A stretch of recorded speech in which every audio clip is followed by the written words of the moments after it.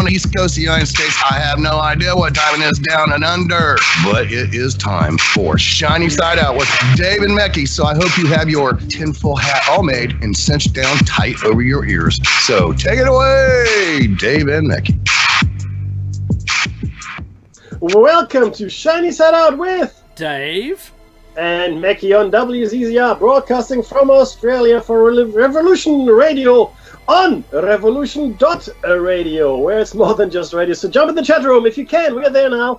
This is show number 437, 730, and 400. We're going to talk about Ancient Tech. Last part, we're going to talk about the installation. It's going to be exciting. Very exciting. It's on air, online, and on your smart device, so grab an app to listen anywhere, maybe even the space station, or listen at home on a Grace tabletop digital radio.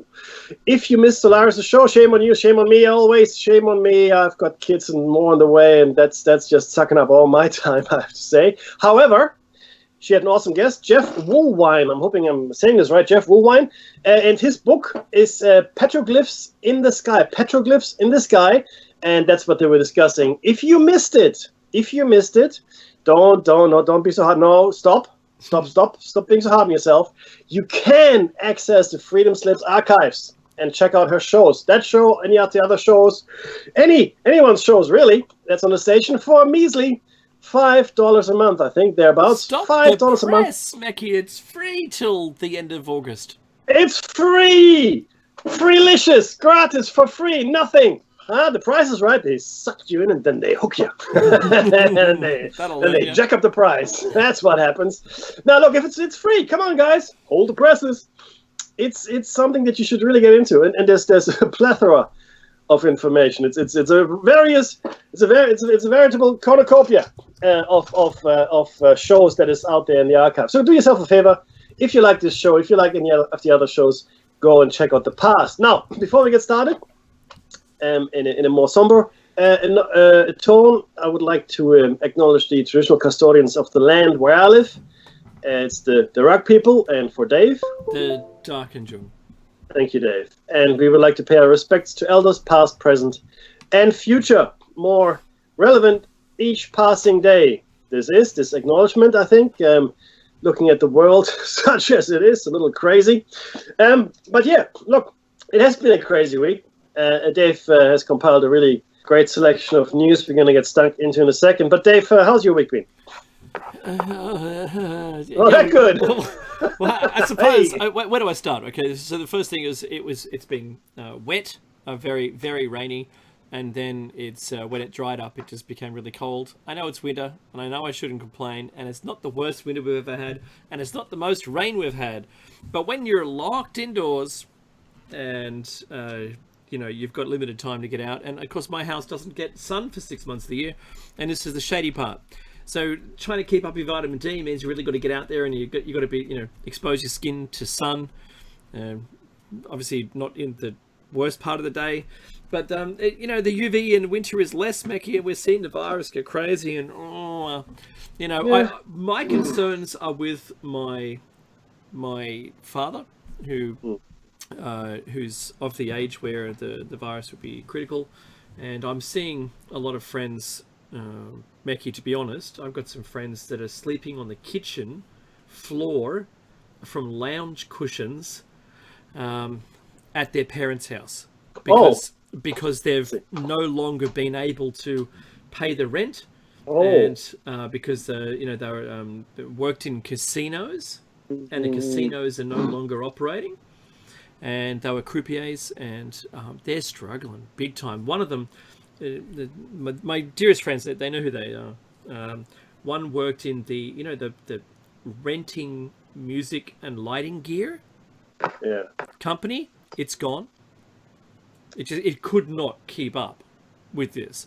And the other one is a croupier, and just in dealing the cards at the blackjack table and stuff, right? Struggling, man. 2 kids in high school. It's what?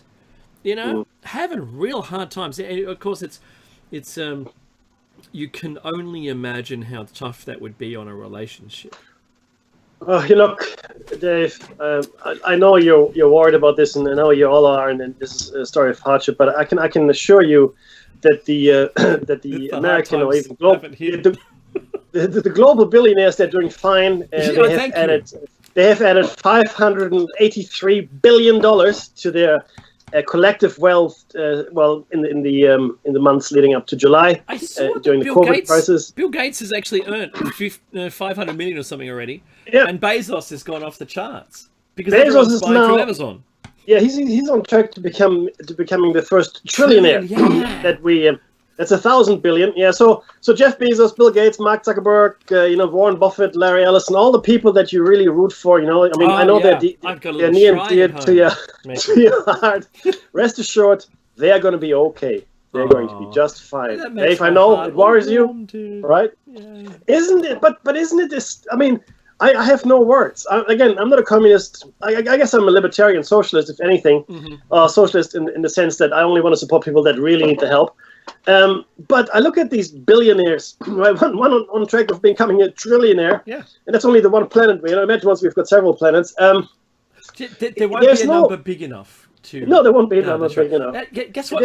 I was going to jump in here and you continue. That your idea of winning the system. Winning the system, you get a letter from from I don't know, the Reserve Bank or something. Whoever, it doesn't matter. You won. You won. You get $100 million.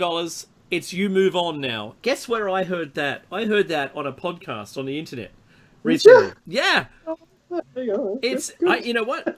That's funny because we said it, and then they said it, and I thought, wow, I think this is bigger. I think we've got an audience, Mekki, that's out there, and I think people are getting ideas from our show. Because you know what's really funny, Mekki? Since we've been on this show, how extraordinary have you seen the coincidences where we've mentioned something for the first time, pulled it out of a box, right? And then suddenly it's everywhere. Yeah, look, I hope that this is really the point of the show. Neither Dave or I are making any bucks on this. This is purely for our and hopefully your entertainment, and hopefully you realize that Dave and I are both in the category of trying to figure out what it's all about. Truth is a big word, but we just trying to figure it out. Like shine some light in the dark corners. Look behind the cobweb encrusted furniture that no one has moved in decades. Pay no attention. But yeah, and it's what it is. I say, okay, let's say this then. Okay, there no longer is a moral justification, an ethical foundation to have billionaires in this world. Absolutely Simply, full stop, boom. Right? Just there isn't. Because the thing is this: how many cars or how many houses can you possibly own in a meaningful fashion, Dave? Seriously, one. You can only be living in one at a time.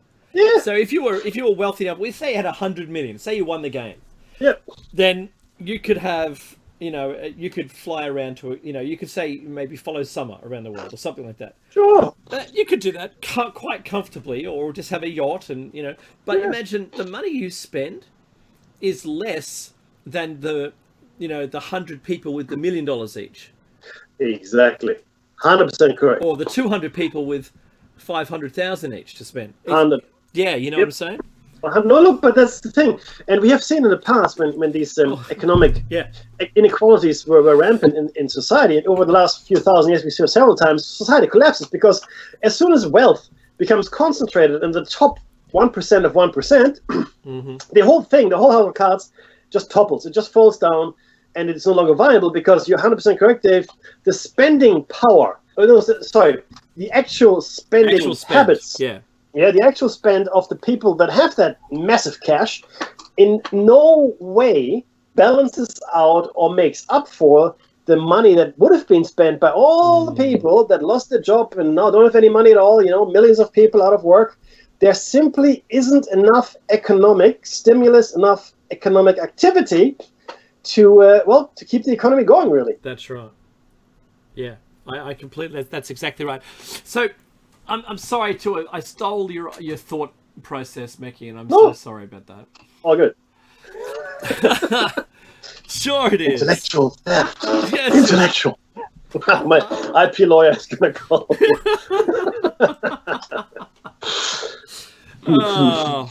No, it wouldn't be economic though, would it? Be more like time. Suddenly, a chrono. What would they call it? Like a chrono law police officer or something that handles time. You owe him. You're arguing for what? The time you stole from him. Okay. Hey. Can I claim, because I just want to counter sue, not you, but I'd like to put a suit in for all the people involved in Waterworld. So, because that's time you're never getting back. So true. That's, I saw something the other day. It was a tongue-in-cheek piece about Kevin Costner's movie Waterworld, saying, they were talking it up like it was, oh goodness, what a great movie. The acting, wow, the effects, Mickey, wow, the fact that he grew up as a human and then developed kills is just thrown out there. It's like, yeah, well, that's possible. I contest all of the valid points that they put up, and I was just about to launch into my armchair tirades, Mickey, on social media. Right? I thought I'm gonna do it. Don't feed the troll. So I didn't. I stopped at the moment when I realized maybe this is actually just in jest. It's bait to get people to do it. I backed away. Didn't do it. And while I got my outlet here to talk about it, I don't think I would have spoken about it in any close friends circle besides the listeners, Mick. Hey, it's a tiny circle, isn't it? Yes, it's a very small circle. Hi, Mickey. There you go. That's it. So, look, there's some headlines. I think that the ones that were really important today, just to cover off, I'll just say what they are. So we got obviously the pandemic virus, just a quick update, and some big numbers we're hitting there. Some Telstra outages. Telstra is an internet provider here, equivalent to, say, sort of like AT&T or something in the US. That's it. Does phones and internet. Mars missions and some space stuff. We got some war footing or conflict escalations within the world. We have some flooding, some crazy flooding, and the question which we'll get to at the end of this is our economy on life support. So, Mackie, how are the COVID-19 numbers? They're not good. Really? Really? There you go. Captain Obvious over here. Promote that man to Colonel. He deserves it. You've got the gumption. You got gumption, boy. So, Mickey, I've got my graphs up, not the other one, but I've got my graph that I've been following and I'm populating. And I was asked by one of our show friends, the friends of the show, to estimate when the million deaths would occur, and according to the timeline currently right now, we're looking sort of mid to late September, maybe the 20th or something. Yeah, that was back in January, just for everybody else. Yep, of course. The 50,000 what are they, coffins that were ordered by the crematorium in Wuhan. Just in Wuhan, in a single place that ordered that many initially and went through them all, apparently. So, and their existing stock is greater than the amount of infected people. So, while China is edging up now, it's like 80. Coffins are China's toilet paper. That's what it is. Coffins are China's toilet paper. Nice. There you go. Because the toilet paper craze buying, right? Here, everybody buys toilet paper. In China, they buy coffins. Boom. Yeah. That's good. Mystery solved. I did notice in our stores here, Mackie, that our greatest brand, we have two brands, but I'll join the names together, Colesworth. So I'm not promoting either one of them. They reduced the limitations down to only toilet paper. And I've noticed that the toilet paper aisle is now empty again, and pasta's on its way to being empty, and people are really starting to now be threatened by our lowest state, the state that's the smallest and the lowest outside of Tasmania, little island below Australia, called Victoria. Mickey, they've gone nuts. Their community spread is off the charts. It's greater now than the original spread of the virus. It is, and I've got a lot of friends and colleagues in Melbourne, as Dave, and I mean, only a couple are in the affected suburbs or areas, but right now the rumor mill has it that it'll go into a more severe lockdown. It'll be completely locked down for at least 6 weeks. Yeah. Yep. And that means pretty much, nothing goes, right? You don't leave your house unless you really, really have to. Mm-hmm. Can't go to work. Public transport apparently will still be running, I think, but that's pretty much it. There'd And be one only person on a whole carriage. yeah, it's this is first class. And masks are mandatory. Yeah, sorry. In Victoria, I think certainly in Melbourne, masks are mandatory, meaning you have to wear them under pain of law, meaning you can get fined. I think if you don't wear them, and there have been a few interesting run-ins with certain people that don't want to wear it. And look, you know what? Wear it or don't wear it, but don't complain if you do get sick, right? Or if someone dies because you didn't wear one. I mean, should we wear masks? Should we not wear masks? I don't know. All over Southeast Asia, I've been traveling for business for a long, long time, and every fourth, fifth person had always been wearing masks in Hong Kong and Singapore, places like that, right? It's like a thing because the air is bad. India, a lot of people, actually quite a few people used to wear masks, not that many as in the other Asian countries. But yeah, look, if there's a virus, it's airborne, and we know airborne is probably the wrong term. It is airborne in that there are tiny little droplets, micro droplets that are floating through the air. So the virus itself can't fly. It survives in minuscule, right. I guess, speckles of spit, if you want to call it that. So whether you sneeze or cough or talk loudly, they say. Mm-hmm. So it is airborne for all intents and purposes. Yep. And again, I'm not going to have the argument if there's a virus or not a virus. People are dying. The economy is going down the toilet. Something is causing it. There are other considerations here as well. If you think that a mask can help you, wear it. Right? If you don't think it can help you, well, don't. And I wear a mask. Unless, of course, your laws suggest that you do. Because we're not going to ask you to risk you. No. Don't break the law. Yeah, well, that's another thing. Don't break the law. I mean, it's just silly, and you can make your own little mask out of tissues or whatever the hell you want, right? So it doesn't really impede your breathing. But I have to say, though, it does. That's the guy in the stormtrooper mask, Mickey. That was that's pretty cool. But look, when I go shopping, I do wear a mask because I've got high risk family members. If they get sick, then it'll be game over. So, and that's, I mean, no matter what, I'll do it because that's the little thing in my mind that I think can help them. But my point here is that it does actually have a negative impact. After a while, I do get out of breath because you're inhaling a lot of carbon monoxide or dioxide, rather. A lot of recycling. Oh, no, monoxide. Yeah, a lot of recycling, and of course, you start feeling woozy and lightheaded. So I don't recommend wearing it for too long. But if you have to wear it, wear it. It's not the healthiest thing to do. It sure isn't. I mean, there's no doubt that there's less oxygen coming into your brain. Full stop. Just the way the cookie crumbles.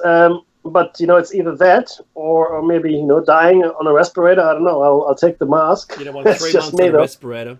There's 6 months recovery afterwards. If you come off it, right? Once you're on it, it's a high chance you never come off it. But look, that's just what it is. And again, no argument here from me around what it is that we're facing. We're facing something, right? Yeah. But yeah. So sorry, go on, Dave. So I was just going to say that the case fatality rate. That means if you get the virus, what's the percentage of likelihood of you passing away? Now, at the moment, like we've said all along since January, the case fatality rate is changing and it's reducing over time because a number of things have occurred. We understand the virus more. We know what it does. We're finding ways of treating the people who have become seriously infected by it. And what that means is that as we're seeing the world case fatality rate so far has dropped from something like 14 or 15% when it broke, and as high as 70% when it first broke in China. The people were just dying all over the place because we didn't know what to do. We didn't know how to classify it. And now it's down to 6.1% globally, but the US is 9.5%. So that's 9.5% chance that you're going to die as a result of contracting the virus. In Australia, it's as low as 1.9%, but that's rising. We got down to 1.4%, and now we're going back up again. So, look, it's pretty tragic that we would allow ourselves to do this. Mekki, if I said to you, if someone was walking the streets in America, killing people, and so far their body count has gone to 154,188 persons, do you think we should stop them? or let them keep going? I don't know. That's the yes. So that's the question. The question is quite a moral thing. Are the people dying as valuable members of society as we would want them to be to care? So these questions, Mecky, came up because I think, like I said last week, if the world doesn't care as much as we do about it, should we let our guard down and just say, stuff it? We're just going to let the virus infect our people because maybe it's safer to get the virus now and lose 9.5% to there being an economic collapse of something the world has never seen, the scope of, possibly.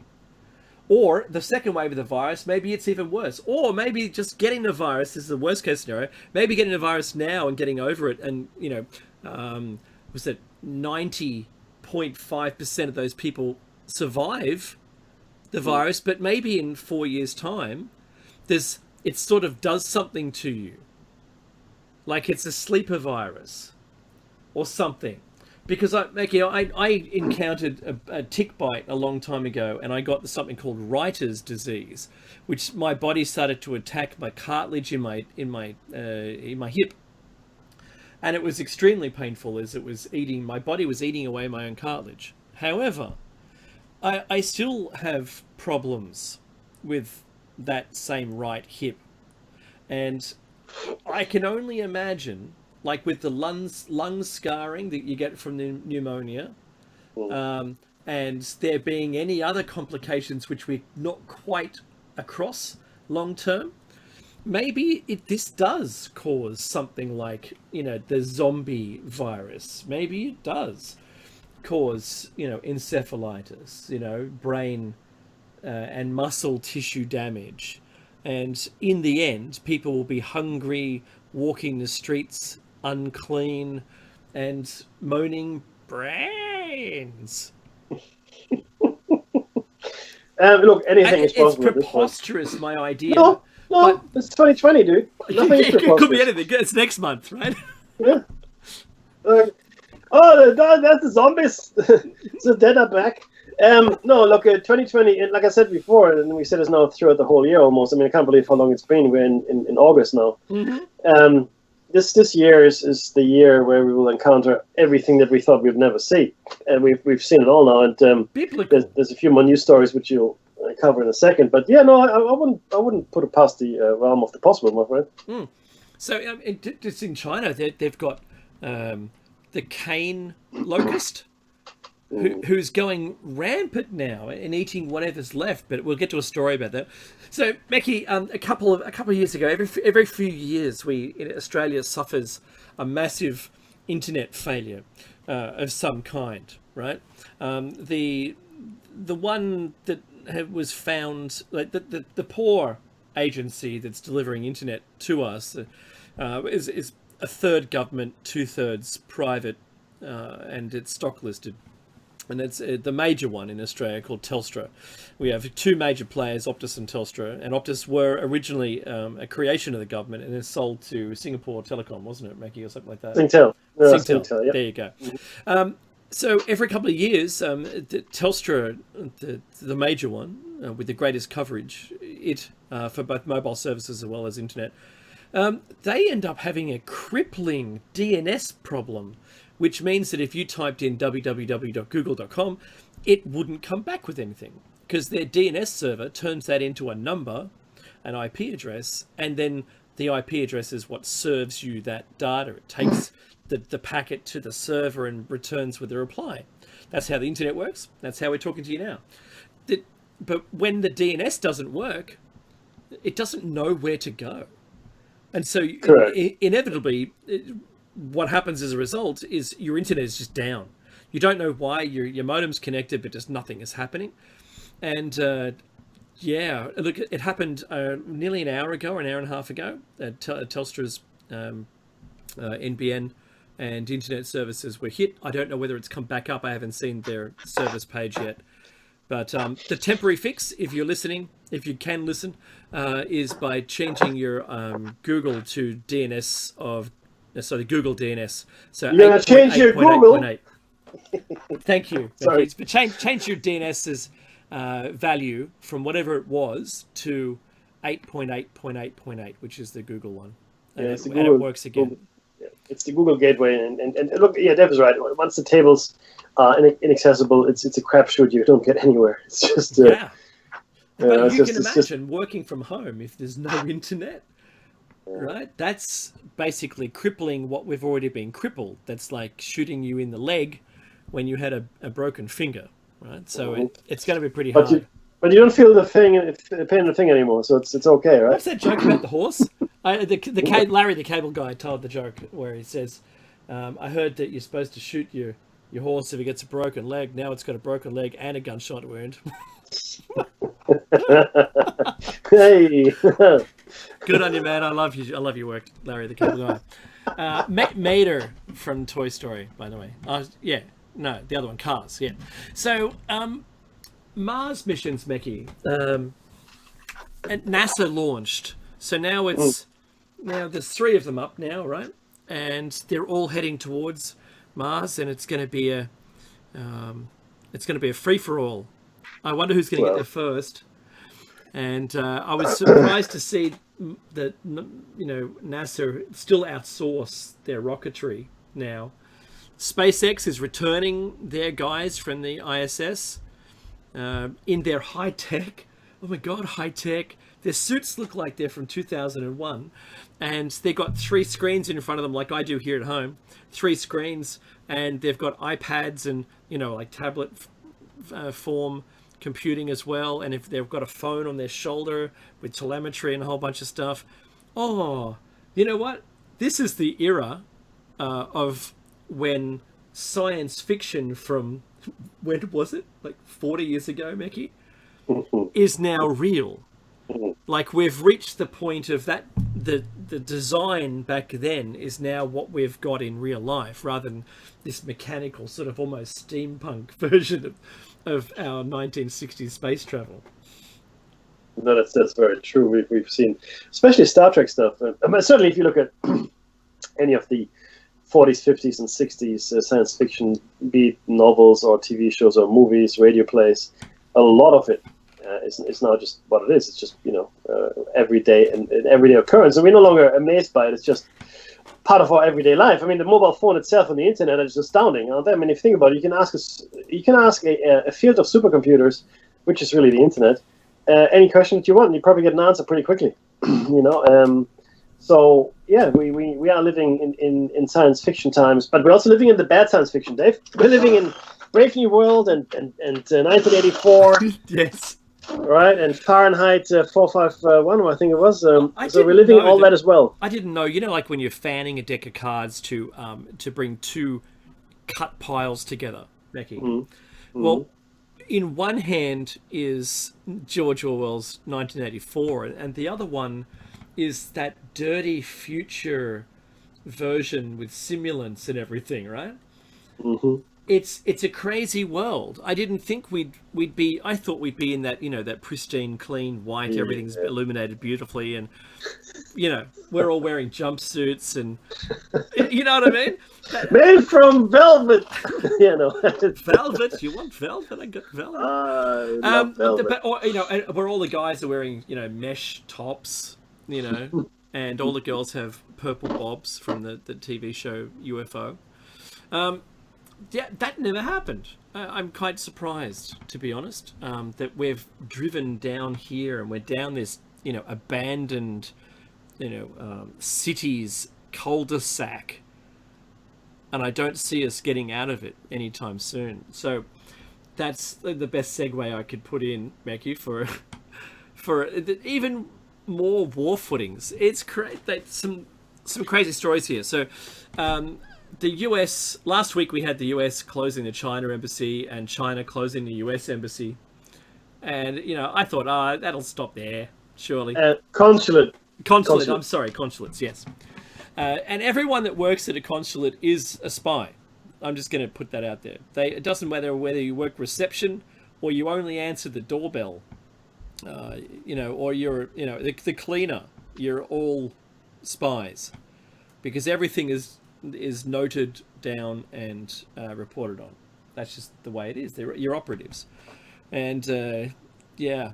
So this week, China has released a series of images purportedly evidence of Australia's espionage in China. Did you know this, Maggie? That's all. Yeah. So the news story here is Australia accused of spying on China and fueling fake news. That's clearly, but that's in retaliation for what our government has said and its military stance in the South China Sea. To be honest, I reckon that's where that comes from, mostly. But you know what? If that's the way the cookie crumbles, well, that's the cake they baked, and they're going to eat it. You know what I mean? And I think that's what a wonderful mix of metaphors. If you can't stand the heat, get out of the kitchen. I don't know it. So, Hey! if you can't stand the heat, stop baking the cake. I don't know. You eat it anyway. So I like sugar. there you go. Is your head spinning now? The photos allegedly uncovered by the Chinese law enforcement agency show wads of cash and other spy tools. Spy tools. It's just that they're excuses. That's all they are, is to shut it down. Everyone knows it's always been going on. And they're really assassins. That the whole Bourne supremacy, conspiracy, ultimatum, all those things are as real as the movie depicts them to be. The John Wicks of the world, Mickey, I'm sure that's absolutely as true as it gets too.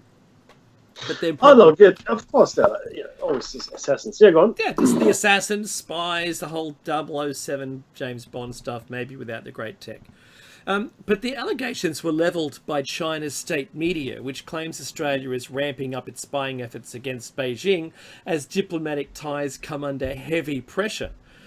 From the other side, Australia, the US, UK, Japan, Indonesia, India, and the Philippines are strengthening their efforts to patrol and likely interrupt the South China Sea islands. And my big question is, which remains unanswered at this point, will it lead to conflict? No, it will not. Not now. It's too soon. It's very cynical of me, isn't it? But let's be very clear. Everybody spies. I love your ideas, but what's the reasoning behind that? Oh yeah, look. First of all, everybody spies on everybody else all the time. Yeah. I mean that's why every country has a CIA, every country has an NSA, every country has got agencies that don't even have names. Okay, and they're all in each other's business because that's just who we are. We're just a chattering collection of tribes of monkeys trying to get the biggest pot of bananas for ourselves. That's just human nature. So that, I mean, you spy on me, but it only comes out or gets into the media, or when something like this happens where China is not happy with Australia and America is not happy with China. But these are two consulates which are, in the scheme of things, completely inconsequential. If the Chinese ambassador and the American ambassador to the respective countries were recalled, then I would be worried. So if America goes, I'm going to recall my ambassador, because there's only one per country. Make no mistake. There's only one embassy and one ambassador in each country, usually in the capital city. Consulates everywhere. Consulates, missions where you can get your passport stamped. Who cares? So then what they've done so far is closing consulates. No one cares about a consulate. Not really. Most countries don't even have consulates. They just have the one embassy because they can't afford consulates. But so that's just the one side. But spying happens all the time, that's right? True. But it comes out when into the open when these things happen. You need to leverage it. That's right. South China Sea. Look, South China Sea doesn't have any serious import, any strategic. For China, yes. For China, I guess it's relatively important, not that much. But what's more important for America are the Filipino bases. The bases in Okinawa and Japan. The bases that up in the Northern Territory now as well, in Darwin. They're rotating, I think, 10,000 Marines each year through Darwin or some crazy thing. The South China Sea itself, no, not really. I mean, the South China Sea is important for the Philippines. It's important. Jing Sea, it's for the Philippines, Indonesia, Japan to some extent. Not so much, and China themselves. It's not worth starting a conflict over yet. So I said this before, and I'll say it again. If there is conflict, and if it is initiated by the states, it will be much closer to the election. Already, this is where I'm going to tie in another story here. It's only 2 months before that should happen, right? In November. Well, if August, Trump doesn't get his request on it. So he delay. can't. He can't do it. Congress needs. Yeah. Yeah. So Congress needs to. But what can happen? He can call a state of emergency, right? So that can happen. And in fact, he could. And then right now, if you look at Portland, Chicago, other cities in the U.S., and in fact, in Portland, we had 50-odd days of continuous protests, right? And rioting. Have you seen it? 50. It's crazy. The police station is completely It's astounding. ruined. Rule of law has been suspended on both sides, I guess, because there are federal agents which are just taking people away without no Miranda rights, none of that.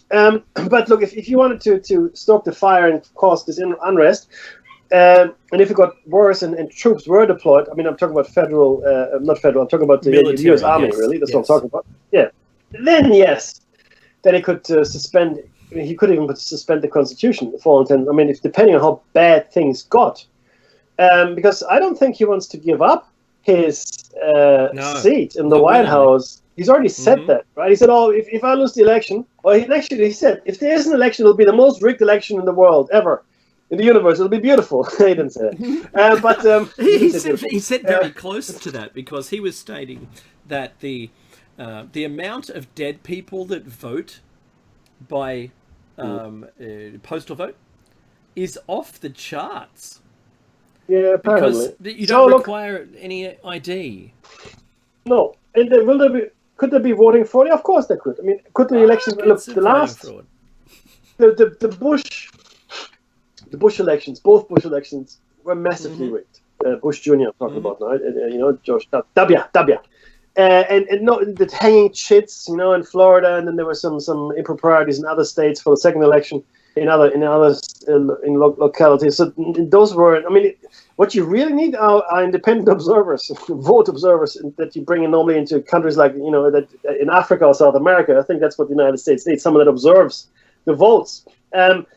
But it is really not yet quite there. And if it were to happen now, it'll be too soon. And it'll be too soon because whatever conflict comes our way, it'll resolve itself very quickly. Okay? Because there's no way that there could be drawn out conflict in this day and age. Whatever form it takes, I don't think it'll be a nuclear exchange. The exchange would be rapid and Correct. Intense, rather. Or it'll be localized and short, but either way it'll be short. So it'll either be intense and short, or it'll be localized and short. Yeah, but I don't think China's going to. If say a scenario, so America decides to take one of the islands back, and then give it to a country, or make it no man's land, right?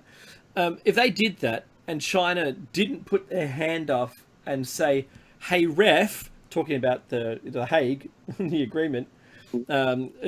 What's going on here? Did you see it? Let's roll the footage and look to see what happened there, because maybe we're not going to get involved.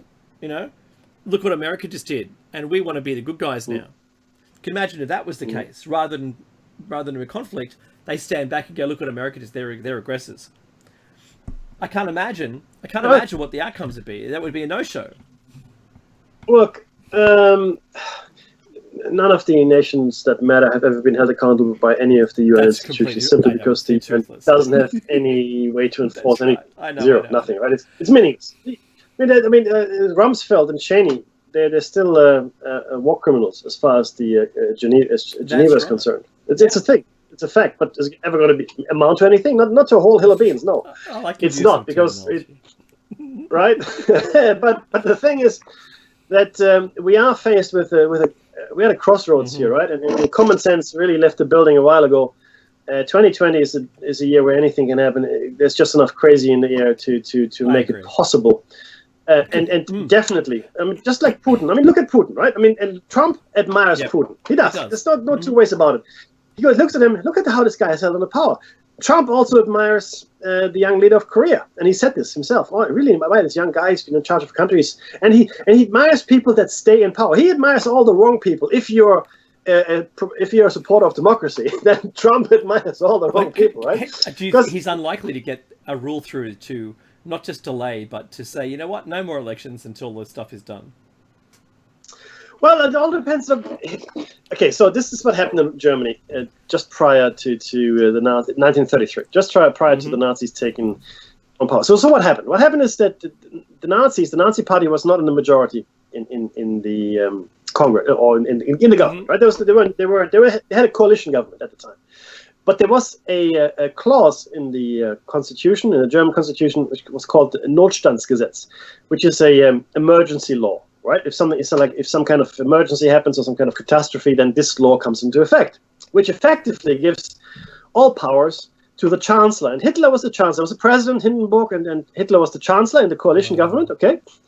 And after the Reichstag, which was think of burning down the Congress. If Congress was burned down, same thing. So you burned down Congress, so they burned down the Reichstag, which was like Congress, and they blamed the communists for it. The communists burned down, our government building, blah, blah, blah. Now we have to invoke the emergency laws, the Notstandsgesetze, which they promptly did, which gave Hitler, almost total power. Yeah. And never did he look back from that. Yeah. It's like, thank you very much. And he arrested all. In fact, the first people in the concentration camps were the communists. Yeah. Right. He got all the communists around them and promptly shipped them off into the camps.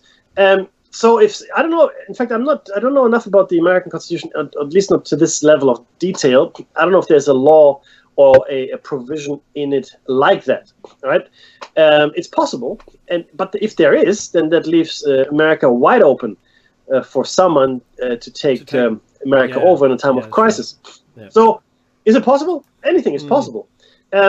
If you have states seceding, if you have economies falling down, the problem is you get a whole bunch of different things that are sort of coming to a head. The health crisis, people are dying, and the economies, they're not going to affect the economy. People out of work, and that's always a problem. So what do these people do? Then you've got unrest in the streets, the Black Lives Matter movement. So there's racial tension, and it's being stoked as well. So there's a whole bunch of stuff which could combine for Trump never to give up power. There's a really great comic book. I think Martha Goes to Washington. No, it's called Martha Washington. It's a graphic novel, and I've got all the parts of it. In that, there's a president which it did exactly that. And this comic was probably, I think, drawn or written in the late 90s. Martha Washington, if you haven't read it, go out there and find it. And that's exactly the scenario that happened in the comic book. So this president just declared an emergency and after that stayed in power until day dot, sending all kinds of peacekeeping missions into all kinds of parts of the world, creating anything but peace. But this could happen here as well. So Trump is just egocentric enough and just vain enough to do it, because he thinks he's the best thing since. That's right. Yeah, all the criteria. He's the best thing since sliced bread. Just like his wall. So, Mackie, just to move on, because I want to give you some airtime. The major flooding in China isn't a good thing.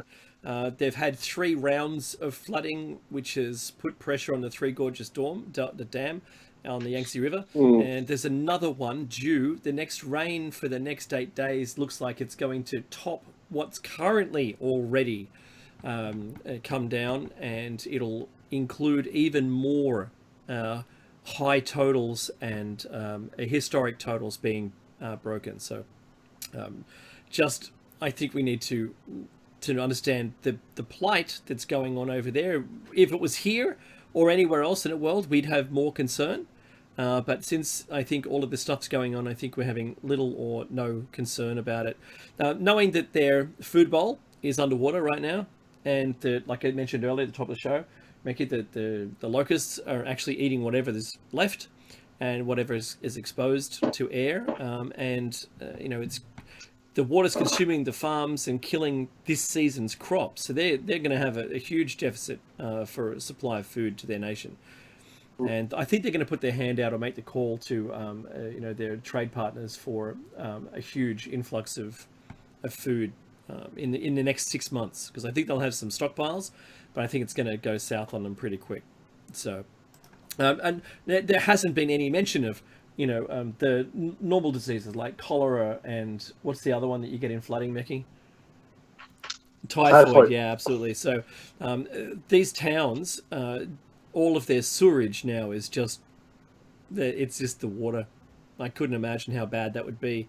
But look, as a result of all the flooding, their low-lying, farmlands will get a huge, nice, nice sediments coming through for the next season's growing. So we'll have to keep our eyes on that.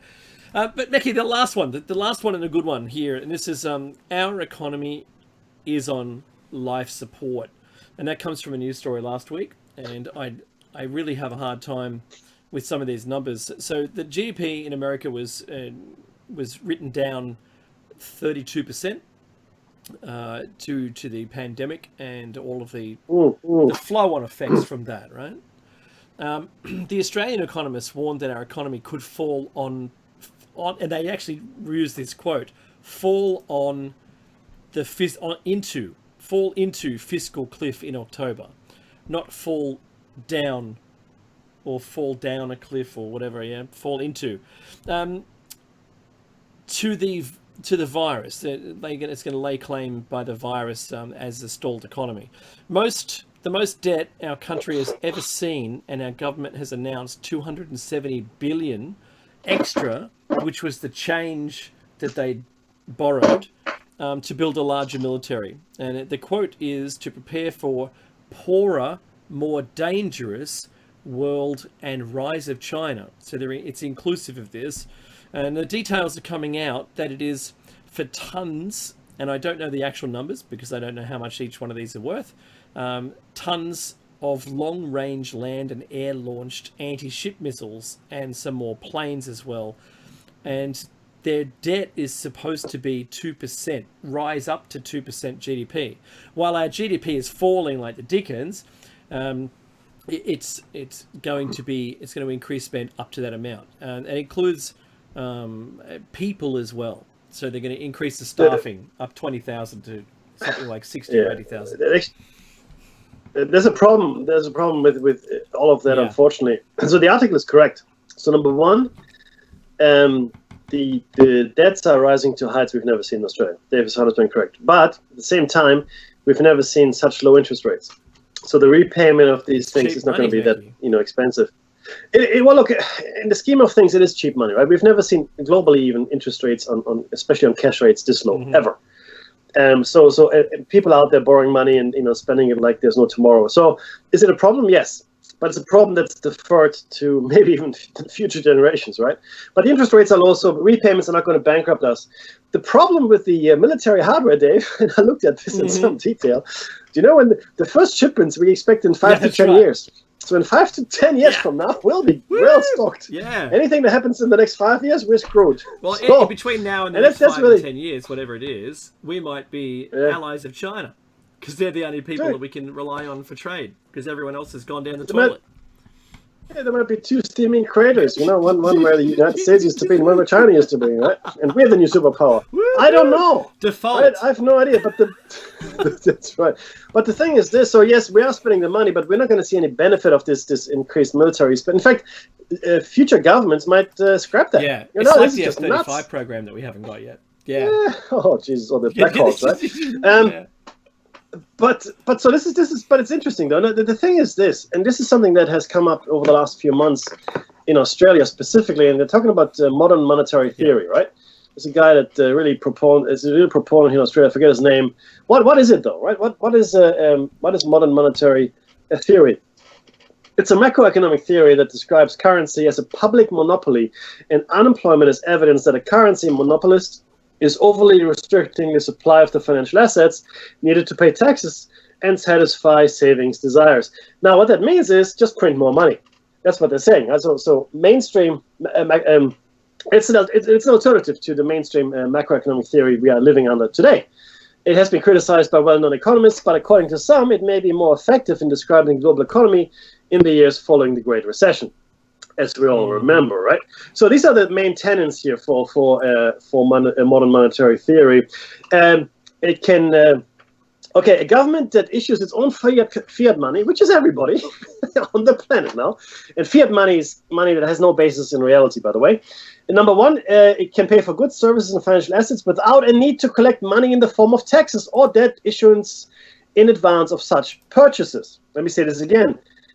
The government can pay for goods, services, and financial assets without taxes because it just makes more money. it cannot be forced to default on debt nominated in its own currency. 3, it is only limited in its money creation and purchases by inflation, which is very low at the moment, which accelerates once the real resources, such as labor, capital, and natural resources of the economy are utilized at full employment. But we're nowhere near that. In fact, hardly any country is. It can control demand pull inflation by taxation, which remove excess money from circulation. Although the political will to do so may not always exist. So, how popular would you be as a politician if you increase taxes? Not so popular. No. And finally, it does not compete with the private sector for scarce savings by issuing bonds. Okay, this is modern monetary theory, and in fact, it's really interesting. This is what Alan Greenspan, great example here. This is what he said: the United States can pay any debt it has because we can always print money to do that. So there's zero probability of default. That is completely true in a fiat currency environment with low interest rates and even lower inflation. There is no economic problem per se if we adopt paying the debt back from money that isn't loaned. To whom? Yeah, exactly. You just basically delete all the zeros off it. That's it. Not only that, you can do, this is where communism comes in, right? It's really interesting. What you can do, right? If you really wanted to, you can, I know, right? You can nationalize all the banks. You can nationalize all means of production. You could do that, right? You can do all of those things. Would you do it? Probably not. But you could. It does. And that's what happened in Venezuela. It's what happened in Cuba. In fact, it's what happened in the Soviet Union. When it still existed. And it's really interesting. These are all options that are in existence, right? So modern monetary theory, and will we see it? You know what, Dave? I think it's look, whenever there's an issue of debt and so forth, we see governments printing money. Right? It happened in the Weimar Republic, happened in Zimbabwe. The crazy $1 trillion Zimbabwean dollar note, right? And all that. It happened in other countries. Yeah, that's right. But what it leads to is hyperinflation. So right now we don't have inflation. We don't have to worry about that, right? Because we haven't reached the maxing out of our resources and labor force, right? We're not there. If we were at full employment and we printed money like nuts, inflation would go through the roof because people would just spend money and buy more stuff, and it would cost more because demand would be high, costs would go up, right? So if 3 people wanted to buy a house, right, and they all had money coming out of their ears, the house price would go through the roof. They can compete. It's the same for any other good in the economy. And so will we see it? Possibly. Now the thing is this though, and this is interesting. Will we see a war in the near future? So what if it actually came down to it? What if there was an actual conflict? Now the thing is this: nobody would win except for the people that are already winning, right? So all the people that go to war, they would die. Poor subs. It would certainly help with the unemployment rate, because if you go into a war economy, which we haven't yet, but if you do go a war economy, which is what Hitler did, you can create employment overnight. Unemployment is wiped out. You just channel everything all the unemployable into the war machine. That's what you do, right? Plus, if there's an exchange, even limited exchange, there's this a cruise missile, Dave, costs $1 million. One cruise missile costs $1 million, right? And imagine all this ordnance being spent or exploded somewhere and all that, all these wars that have been happening. It's great. And then even better, there's the rebuilding effort, right? After World War II, the Marshall Plan was pumped into Japan and Germany and created 2 friendly markets, capitalist markets for the United States. The most ingenious thing they ever did was to help Germany and Japan out with the Marshall Plan after World War II. So is any of this possible? Sure, it's possible. Not highly likely, though.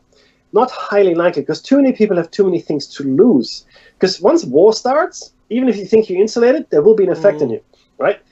And it's very difficult because, there are enough crazies out in the world. If they get their hands on biological, bacteriological, or chemical or even nuclear weapons, you can't control that. And in a war scenario, it could easily happen because war is chaos. Fundamentally, it's chaos. And there's the music. Don't go away. Ancient Tech after this. Donate if you can. This is Mr. Funded Radio.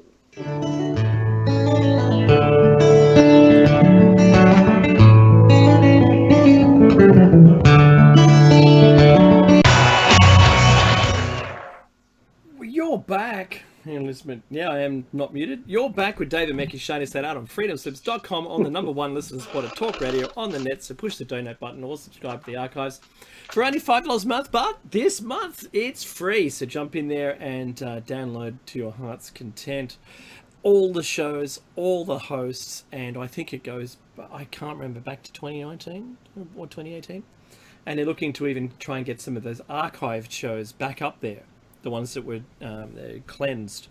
So let's see what happens. If you're new to Shiny Side Out, welcome aboard. This is a tinfoil hat zone, so keep your arms within the vehicle, turn off your personal reality inverters, and please no flash photography. We're glad you're on board. Thank you for inviting us into your lives. So follow, subscribe, or otherwise for the appropriate social media platform. And if you're watching this on YouTube, please like and subscribe. Trust me, it all helps. So every little bit helps. Please do that for us. Now, we're halfway through show number 437. 730 and 400. That's it. And we're talking about ancient tech. This is part 15. And the final one, it should be. and look, it's I've learned some things. I hope you have too. I know Mackie has learned some things that we didn't know. And this next installment is the final one for this show, for show arc, and you'll really like where we've come from and where we're going with this, Mackie. Look, we've this is probably one of the fundamental platforms, one of the fundamental things we need to discuss over the whole show cycle over the last 10 years is the ancient tech angle. And where the ancient tech came from is really not that important, because you could argue that it came from indigenous civilizations on this planet. You can argue it could come from visitors from other parts of the universe. It could come from visitors from other dimensions, for that matter, or even other times. The fact is that ancient tech is a real thing. There is technology that used to exist that we don't know anymore and can't replicate and don't really fully understand even. And even if we look at it, we don't know that it is ancient tech. And we hope that we've shown that to some extent. We also believe that the human races go further back in time than has been so far acknowledged by mainstream science. But again, 10 years ago, we started at a certain number. It was about 100,000 years was the accepted number about 10 years ago, since Homo sapiens I'm talking about. So Homo sapiens about 100,000 years old in its current form, physiologically, etc., that has now been pushed back to 300,000 years, and we probably see it being pushed back further and further. We now understand that we co-inhabited the planet with Cro-Magnon and Neanderthal, Denisovan man, Homo fiorensis, as well as a couple of other mystery contributors to our genetic sequence, which we haven't figured out yet. I mean, we don't know who they are. We also have found completely mysterious and hitherto unknown artifacts, and we just don't know which civilization they belong to. I mean, Göbekli Tepe is one, right? Then we have this massive pyramid in Indonesia, and there are many other sites around the world we keep discovering, and most of these, by the way, completely by accident. These are not archaeologists that are digging in places where they think, oh yeah, there should be something here. It could happen occasionally. One of the most famous finds, the city of Troy, you might recall, was found by Heinrich Schliemann. Now, Heinrich Schliemann was a complete amateur, Dave. He wasn't an archaeologist. He never studied this stuff. He just read Homer, and he read the Odyssey, right? His greatest work, and then the Iliad as well. Have tenure, and he said, "Oh, no, that." And he said, "Look, in these books that were written, 3,000-4,000 years ago, it says that the Troy should be here." So off he went, and lo and behold, he found Troy, right? Complete amateur. That means it was there all along. Was there all along, right? And it wasn't a myth, right? Like people had believed that Homer, everybody thought that Homer was writing, mythology and just stories, right? What we found out now is that he was actually recording at least parts of history, right? So this is really important to understand, and we're finding that the dates are being pushed further and further back. What the ancients used to be able to do is being finally recognized in some instances, right?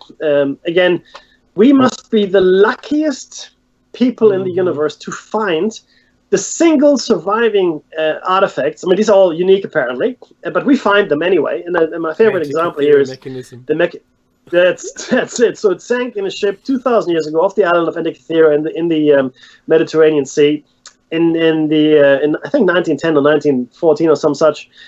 Some sponge divers off the coast of Antikythera were diving, and they found this shipwreck, and they brought a whole bunch of stuff up from it, amphorae and swords and shields and all kinds of things, including the mechanism now that we call it of Antikythera. And it was, vanquishing in a cabinet in some Athenian museum for decades before someone looked at it and go, oh, this is interesting. So they examined it, cleaned it, x-rayed it, then they rebuilt it, and they found, oh, wow, this is actually a really complex mechanical star computer. So, it could, look at the orbits of the Earth, the Moon, it could look at, the fixed stars as well. And it was a very complex machine that clearly was used for navigation. Completely unknown to us. We didn't know who built it. And now people have the audacity to say it's the only one of its kind. It's the only one of its kind. It's the only one we found. And we were lucky enough. Yeah, the only one. Well, that's the only one found, but they're saying, no, it's only one. It's the same as finding a prototype of a Swiss watch, Becky. Yeah, except that this thing was completely operational and not prototypey at all. In fact, it was portable enough to be actually be used on any ship. And if that thing existed, then every ship's captain would want one, I should think. And now we can probably also explain how Phoenicians, Egyptians, and even Chinese sailors made it all the way around the world, including to Africa and Australia. How did they navigate here? Well, if they had this little computer, then clearly they would have been able to. Plus, there are other stories about compasses and maps, the Viking compass and maps. Yeah, the Vineyard map, the map of Piri Reis. What's the one of the Antarctica? Yeah, that's cool. Piri Reis. Cool. Yep, that's that was discovered in the Topkapı Palace in Istanbul in 1918. But the map itself was drawn up in the 16th century by the then Admiral Piri Reis. Who was, he was executed for various things, but the point is he drew it up, he had it, was his map. Well, maybe, right? But no. But it's a real thing. So the map is real, it's authentic, we know it is. And it does show the map. The map shows the Earth the way it would look if you took into consideration the curvature of the Earth as well, which is really interesting, right? So it's not just a Mercator projection, but it is actually taken into consideration, which gives you an elongated South America, an elongated Africa, and also some of the coastline of the Antarctic, which is very interesting. Even if it's not entirely accurate, just to put the continent where the Antarctic is interesting because people just didn't know. It's just ice, right? As far as they were concerned. But so it's ice-free. The important thing is ice-free, right? The coastline that's ice-free. Now, there are other maps as well. So the question then begs itself, well, where did all this knowledge come from? Well, from previous civilizations. And most of the knowledge of these previous civilizations, which, in my opinion, have reached points at least as high as ours, and in my opinion, even higher in tens of thousands of years past. So for argument's sake, let's take the conservative view before we get into the text. Let's take the conservative view and say that Homo sapiens, the way we are today, has been around for 300,000 years, for argument's sake. Okay, let's say that. Okay, boom, 300,000 years. Our civilization, Dave, we can trace back in written format. I want to give you 10,000 years. Yeah, that's right. Yep. We can trace but let's give ourselves 10,000 years. You know what? Let's take it to 15,000 years, the end of the last ice age. Let's do that. 15,000 years. So 15,000 years, it has taken us from arguably the Stone Age, right, to come here. Right now, I'm not going to talk about all the evidence that existed of high civilizations in that time, but let's assume that we had nothing. We just, banging rocks together 15,000 years ago, and today we're flying to Mars. 15,000 years. We've been around for 300,000 years. So simple math says that theoretically I could have reached a civilization like ours 20 times over in that time, right? 20 times over. But, let's be skeptical. We only managed to do it 10 times. That assumes that it took us 30,000 years each time to come to a civilization like this. Just looking at it from the purely mathematical, statistical point of view, that makes a lot of sense to me. And what doesn't make sense to me is that if we have been around in our present, brain capacity, etc., for 300,000 years, and we didn't do anything with it. We just, banged some rocks together and just happy to just run around, do nothing. It's not part of human nature to live like that. Human nature is striving, always discovering, always looking, putting our hand into the hole to see if there's a snake in there. That's us. That's who we are, right? And we're driven by this. We're driven by many other things. Our sex drive. We're driven by a drive to conquer, to get more stuff. And I do not accept that for 300,000 years we were quite happy to do nothing. Okay. So it's only been 120 years since we had flight. Right. Yeah. And we're now sending stuff to Mars and out, Correct. Not manned, but so if 120 years of 300,000 is bugger all. It's the last minute before midnight. If you look at it in a year, and this is, by the way, powered heavier than air flight, right? Which is really the precursor to a whole bunch of stuff. In the balloons, Exactly right. In the 16th century. So, but we do find these funny artifacts that look like jet planes. We find this aerodynamically perfectly shaped gliding plane in the tomb in Egypt, and we're finding stories of flying machines, of vimanas. We find all of this evidence, and even in the Bible it tells us that Solomon used to visit the Queen of Sheba in his flying machine, etc., etc., etc. I mean, it goes on and on. Joseph Blumrich, a NASA engineer, drew up plans and designed a flying machine, like, think of it as a shuttle kind of machine, from the descriptions of Ezekiel in the Old Testament, and he got it patented. Wheels within wheels, that's the one, my friend. So there's a lot of knowledge, a lot of information that simply doesn't make it into the common knowledge stream in our schools, because none of the stuff we're talking about here I learned about in school. Not a thing, right? I went out there, Dave went out there, we learned this stuff ourselves, and there's more and more stuff to learn. It's incredible. If you have this conversation with someone from India, for example, right? Or what do you think about ancient civilizations? Say, yeah, sure. What about space? Yeah, sure, that's a thing.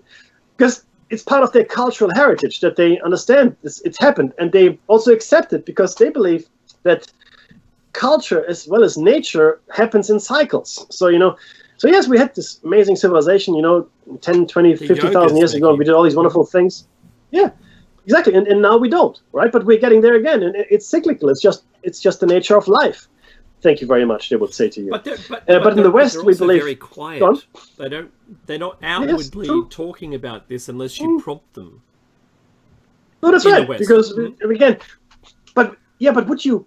How can I put this best? It's like breathing, or I mean, if you came from a Judeo-Christian background, and you celebrated Christmas every year, you wouldn't think about it. That's true. How can I put this best? It's just a thing you do, right? You wouldn't tell everybody, oh yeah, I'm celebrating Christmas because it's the birth of Christ. You don't do that. In fact, most of us might have forgotten that we believe that Christ was born then, right? Even if he wasn't. He wasn't. Yeah. But it's just something. But it's just there you go.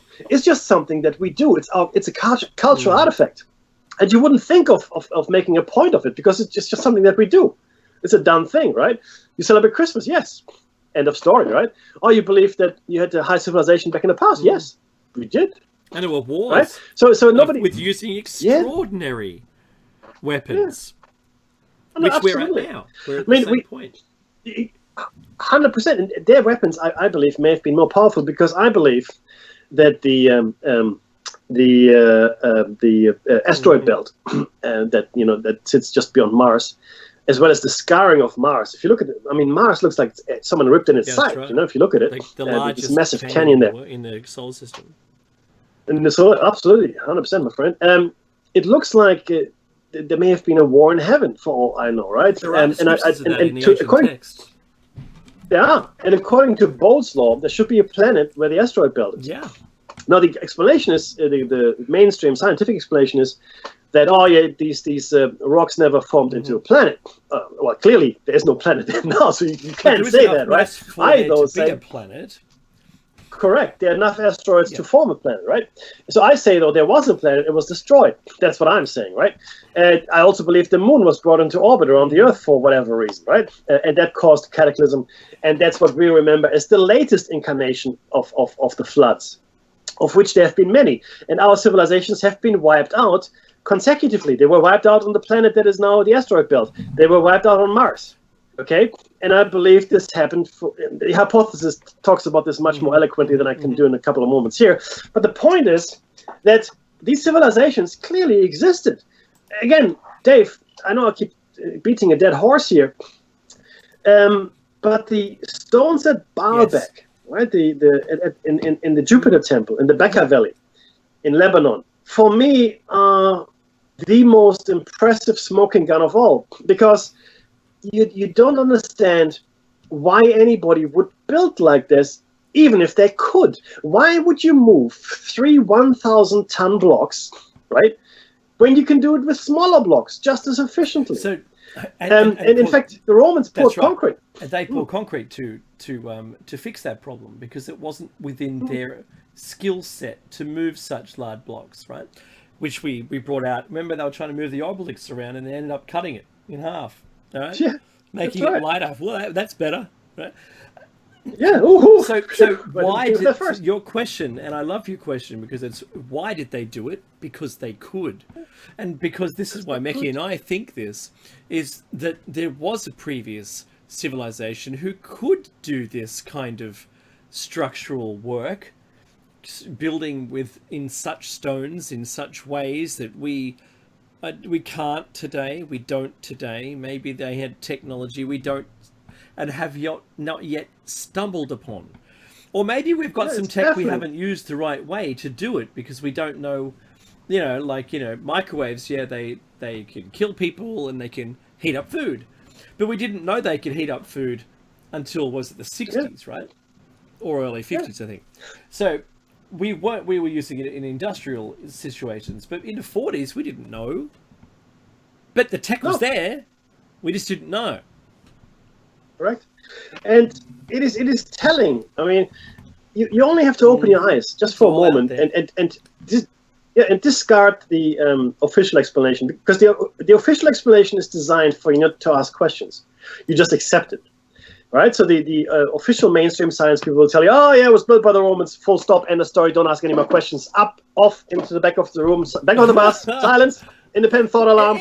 All of those things come up. Incas, Mekki. Apparently the Incas built all of South America. And then there's the pre-Inca stonework, and you go, what's that? They go, oh, that's the pre-Inca work. But you just told me about the Incas building it all. Oh, except for that, the old stuff. Yeah, and the funny thing is this: most of the natives, who exactly?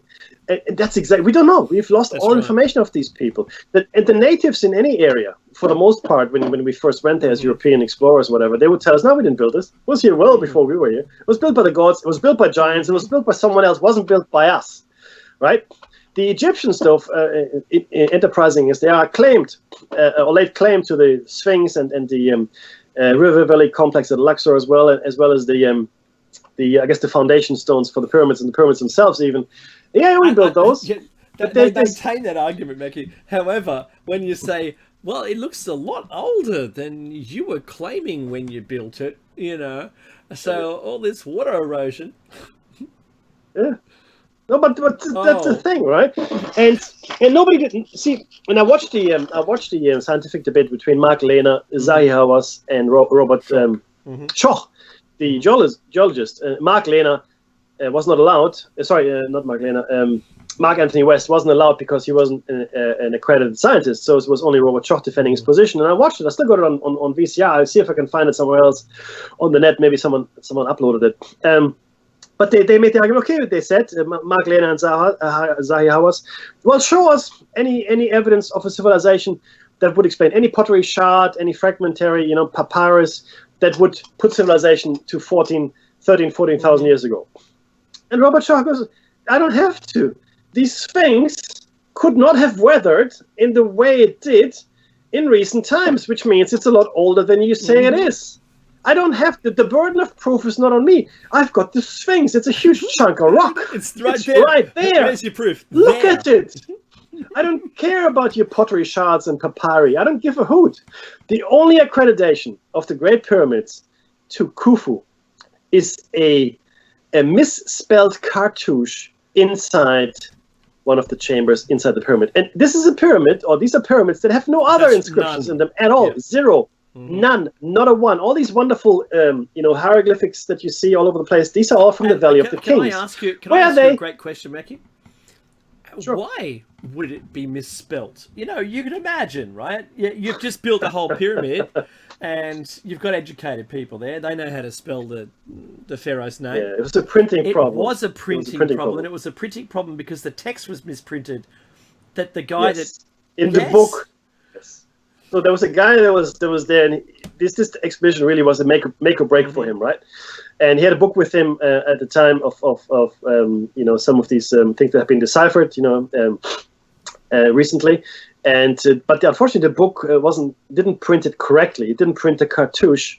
Cartouche is a collection of hieroglyphics in a bubble, if you will, right? Of the king. So I think he misspelled it when he scrawled it on the wall. Something that was sacrilege, because you have to understand that the people back in Egypt believed that the pharaoh was not a god, essentially a god, and it would have been the highest sacrilegious to misspell his name in such a fashion, completely unthinkable, in fact. Absolutely. So we have all the evidence that leads us to believe that the cartouche was in fact a forgery, much later put into the pyramid by this gentleman. Really helped his career He found the evidence that attributed the pyramids to this pharaoh. Right. That was it. There's no other evidence. Zero. None that attributes the pyramids to them. And if not for that, there would be nothing. No. Well, there's one other stele that says we did some restorative works on the Sphinx. Not that we built the Sphinx, that we restored it. That can be traced back to the dynastic pharaohs. And if you look at the Sphinx and the complete, but the complete, anatomically incorrect. Every Sphinx that you buy in any tourist shop is anatomically correct, where the head matches the body.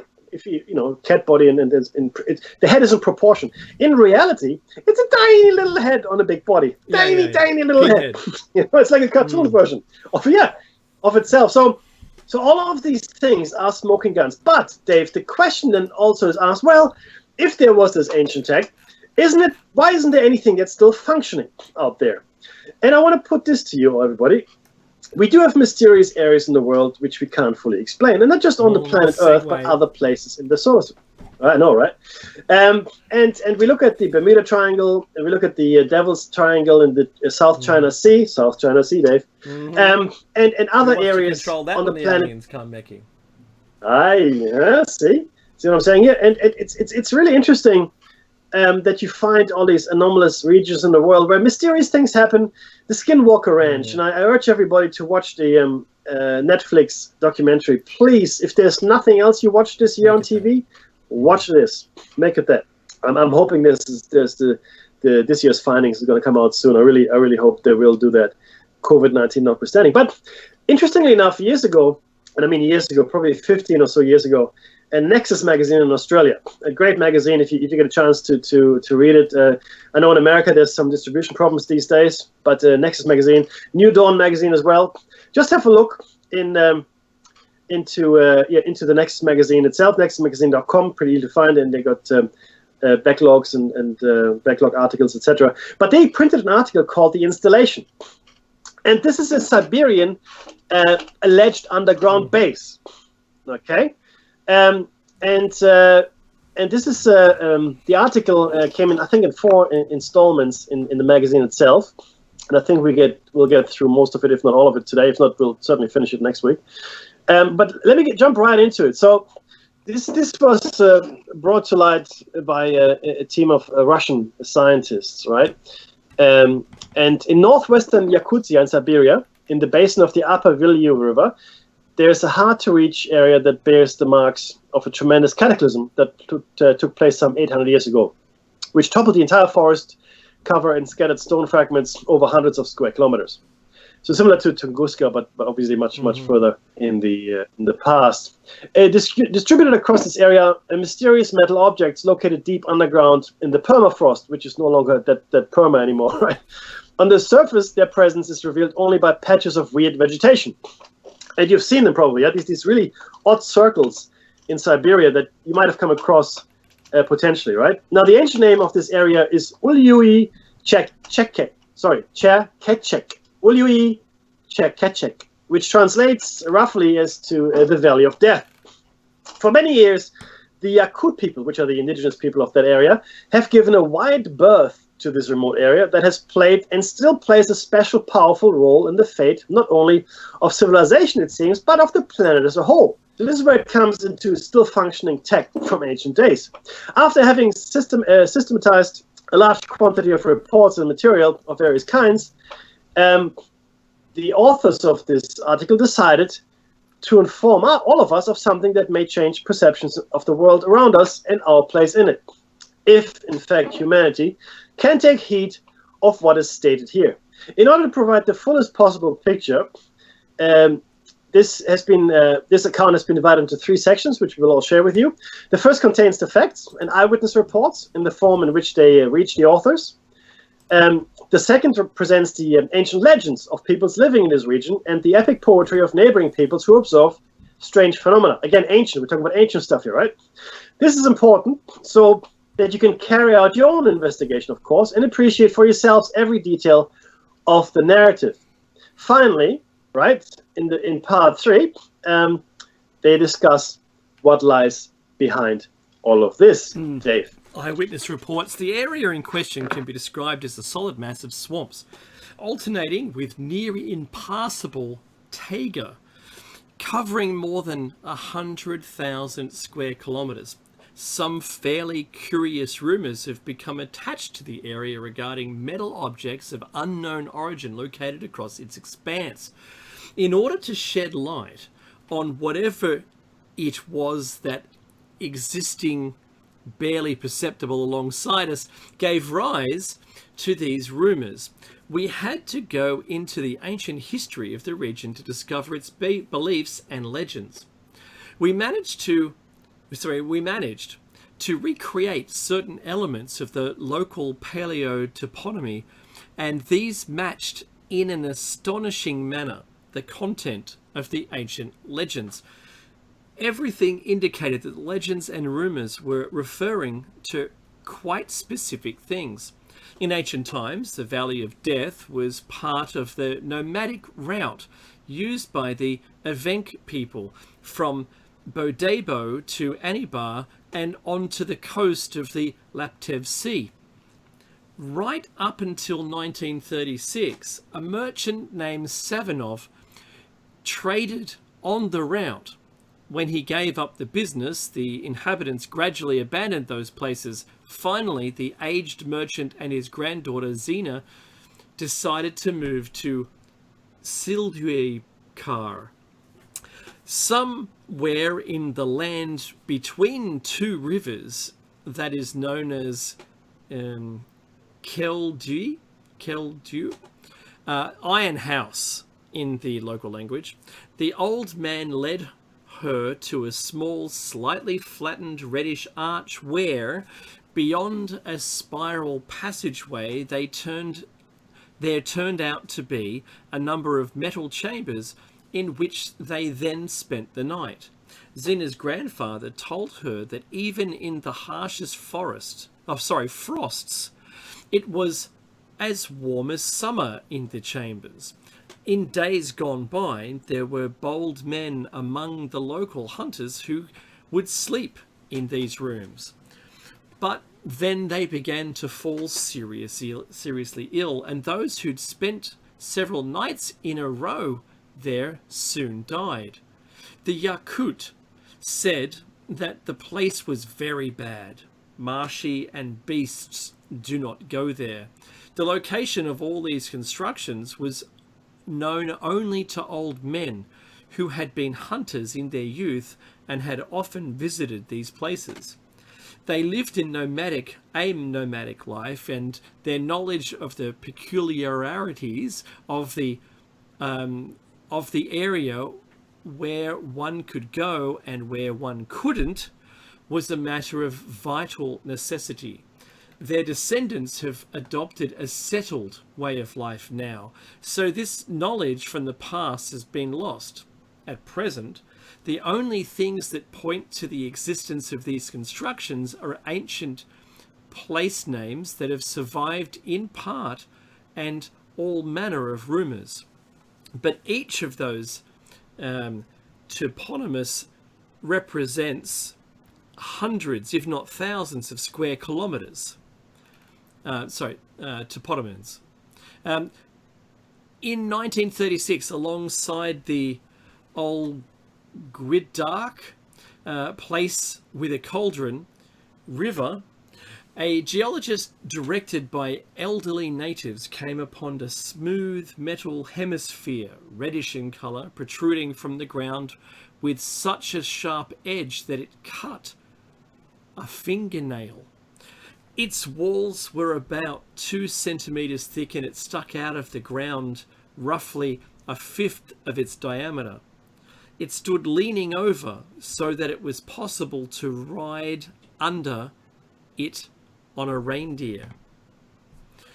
The geologist dispatched a description of it to Yakutsk, the regional centre, in 1979. An archaeological expedition from Yakutsk attempted to find the hemisphere he had discovered. The team members had with them a guide who had seen the structure several times in his youth, but he said that the area was greatly changed, and so they failed to find anything.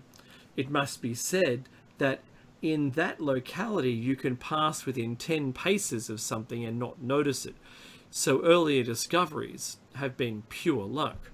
Back in 1853, R. Mark, a noted explorer of the region, wrote in Suntar, a Yakut settlement, "I was told that in the upper reaches of the Vilui, there is a stream called Algi Tim Irtbit, which translates as the large cauldron sank, flowing into the Vilui. Close to its bank in the forest, there is a gigantic cauldron made of copper. Its size is unknown, as only the rim is visible above the ground, but several trees grow within it. The same thing was recorded by N.D. Arkhipov, a researcher into the ancient cultures of Yakutia. Among the population of the Vilui Basin, there is a legend from ancient times about the existence in the upper reaches of that river of a bronze cauldron of the Olguis. This legend deserves attention, as the areas that are the supposed location of the mythical cauldrons contain several streams with the name Olguidark, the Cauldron stream. Nikki, I watched the documentary, just finish that bit, but watched the documentary on this, and the team went there, of Americans, researchers, they went there to try and find it, and days and days of getting in there by foot and helicopter initially, and they ended up having to escape the area because their team members took ill, became disorientated, and they got to what they believed to be the place, but it all became too much for their biology, and they had to flee. And you know what's interesting about that, Dave? The very same phenomenon has been observed at the Skinwalker Ranch in Utah. People get ill, disoriented, dizzy. In fact, to the point where 2 people had to go to hospital. One person had started having a growth on their skull, and the other person, the chief scientist, had something cut away from his finger. So these are physical phenomena that manifest themselves. As obviously. they were removed from the area, their symptoms started to diminish, but to a baseline where they needed treatment still. Bingo. So so whatever this area is, it seems to cause the same kind of issues for us human beings as the Skinwalker Ranch does, and that's really the takeaway here, right? So these are ancient sites, in my opinion, that are still functional. Now, what lies behind the Tunguska explosion? We can't talk about Siberia and not bring Tunguska in it. So this article, of course, does this. Now, this article was written in 2004, and June 30th, 2008 marked the 100th anniversary of one of the most mysterious catastrophes. In 1908, June 30th, the explosion of a body from space near the Podkamenaya, or Stony Tunguska River in Siberia. There can scarcely have been another event in the past century to compare with it. The total power of the explosion exceeded the combined power of the atomic bombs dropped off Hiroshima and Nagasaki, more than 2,000 times over. Apart from that, the Tunguska explosion caused the following things. An anomalous glow in the sky that was observed as late as 10 days afterwards, and the intense appearance of silvery clouds, massive radiation of light and heat, disruption of the normal functioning of meteorological instruments, and the appearance of surface earth tremors. A tremendous sound wave that traveled twice around the globe.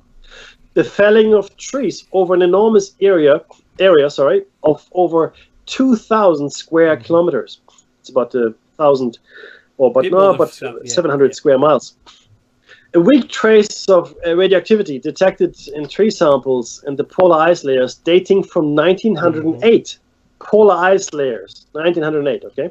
Anomalous properties of the soil and minerals in the area of the Tunguska explosion. The unusually rapid growth of vegetation at the epicenter of the Tunguska explosion. And cooling of the Earth's climate in the following few years, which of course, is due to the increased particulate matter in the atmosphere.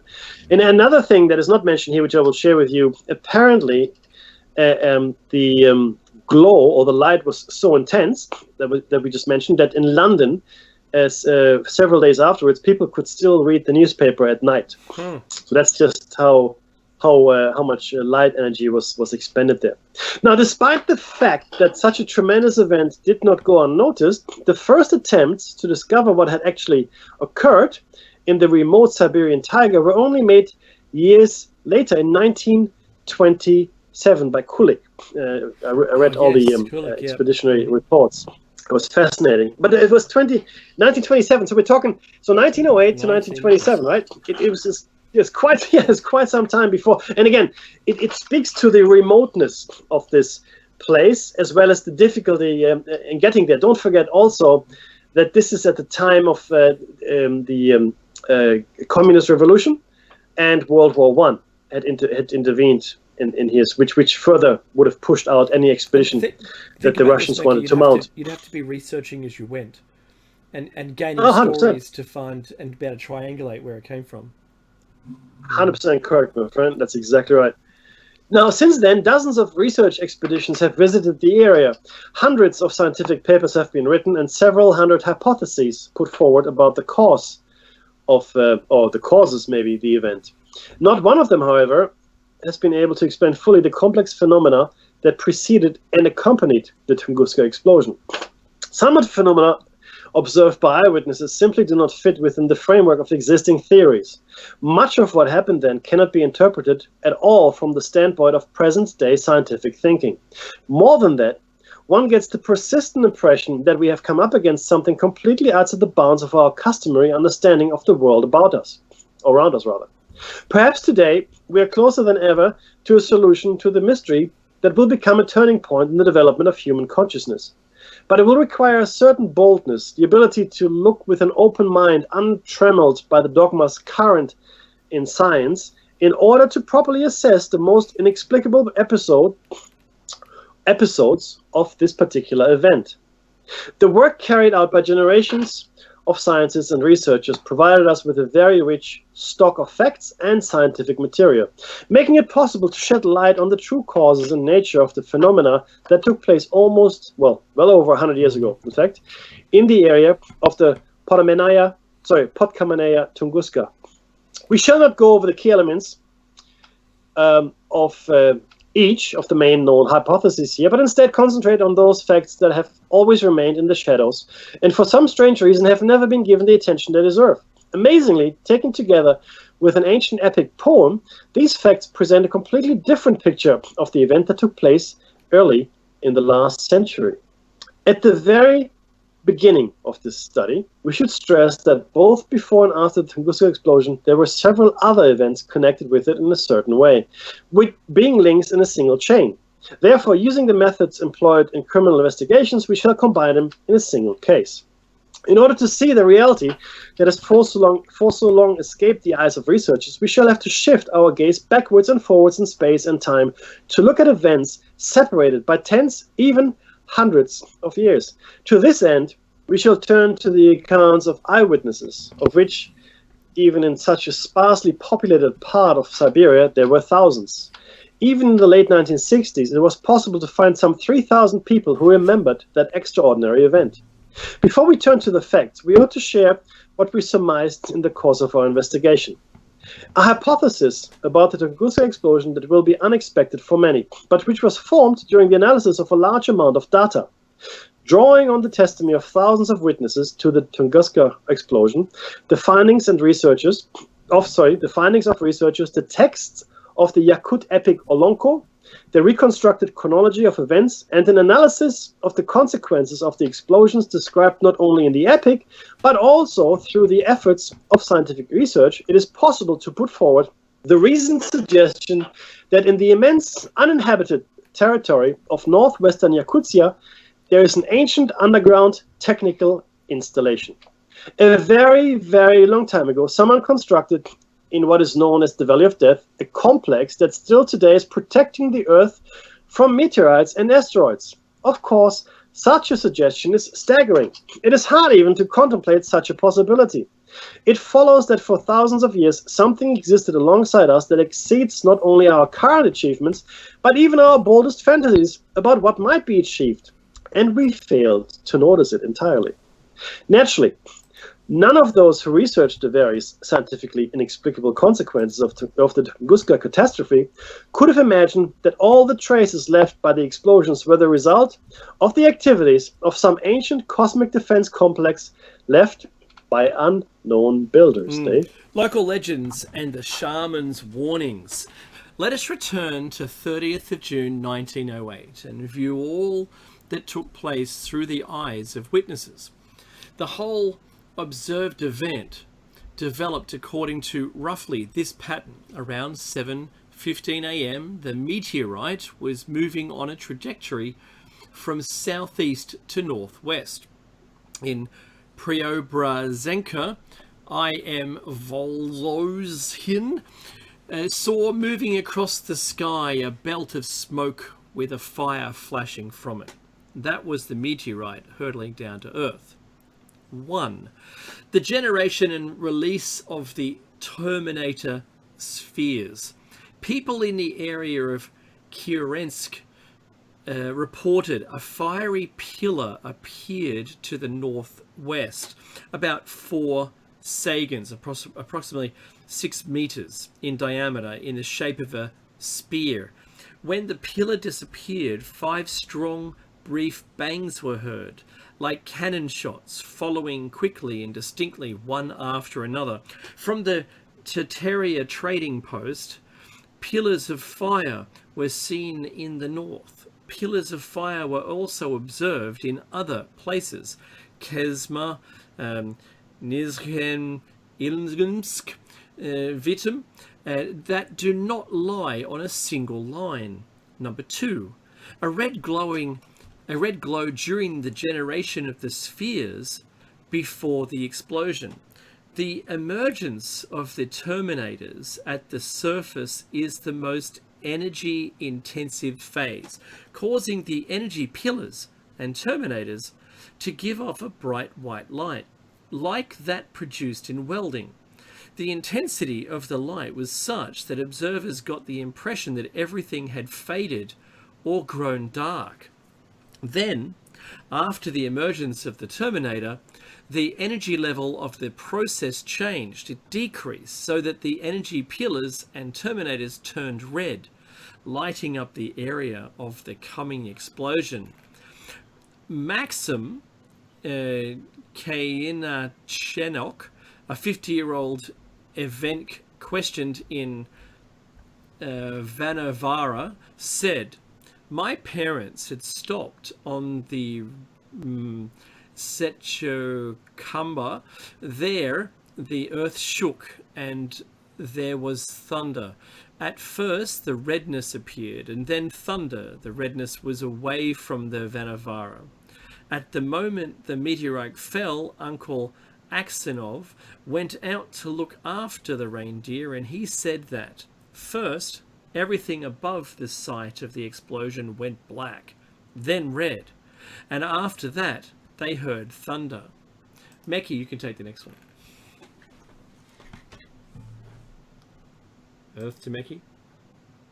Is Meki still here? There we go. Whoopsie! Yeah. I was muted. Anna Yelkina, a 75-year-old Evenk woman living in Vanavara, confirmed this. Early in the morning, a little higher than the sun, there was a crash of thunder. High up. The whole sky was red. And not just the sky.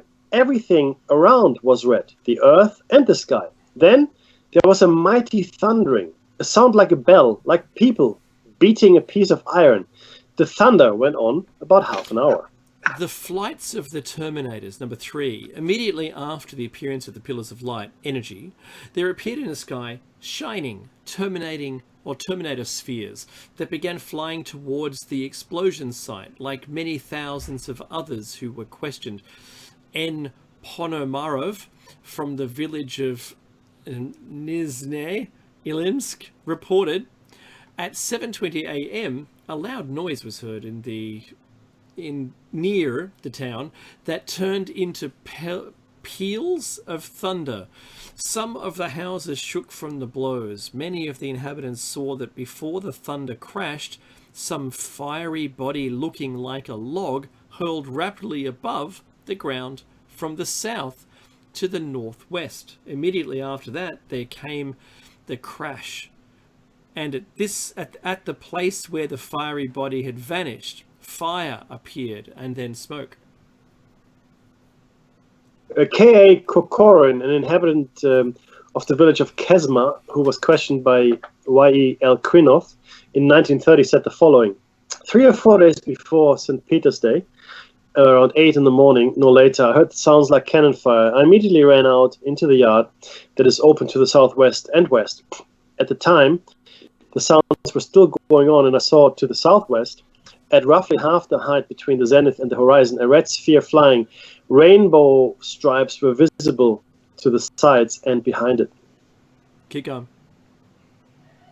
At that same time in Kurensk, people were watching a fiery red ball to the northwest, moving horizontally, according to some accounts, dropping steeply according to others. By the Morsky Rapids, close to the village of Bogushani, there was a flash of bluish light, and a fiery body considerably larger than the sun hurtled from the south, leaving a broad, bright tail.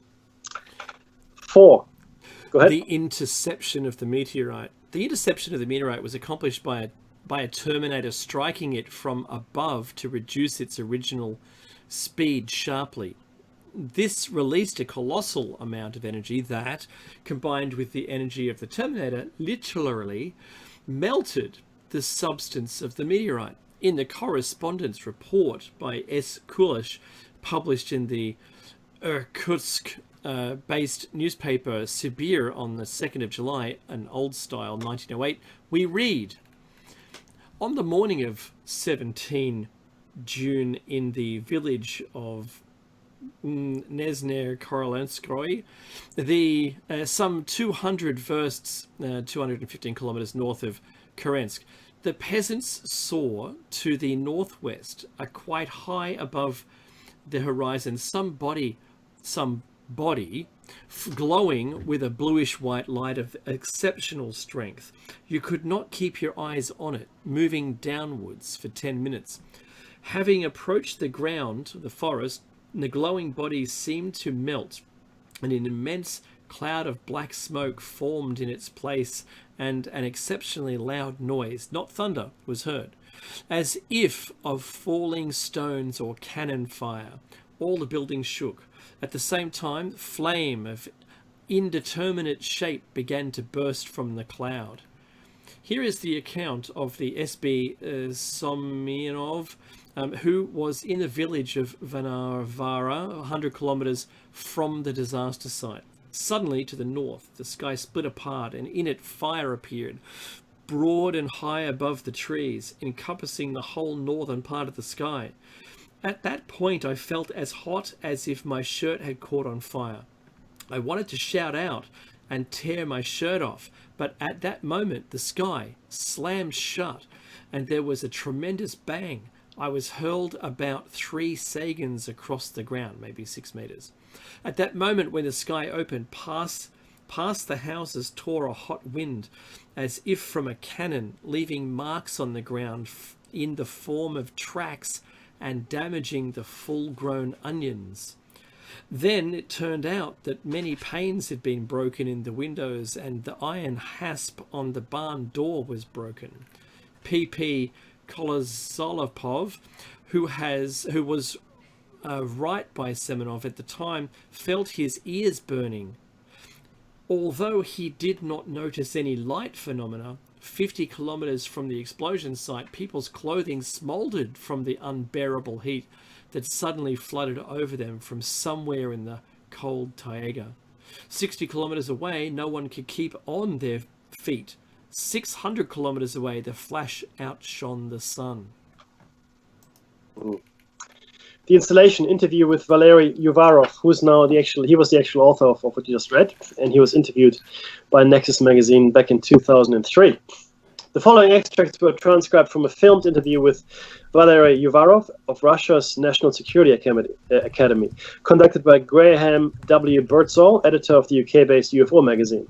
The interview took place at the 12th International UFO Congress Convention and Film Festival, held February 2nd to 8th in 2003 in Laughlin, Nevada, USA. Now, Graham Birdsall is actually deceased, and the UFO magazine is now defunct.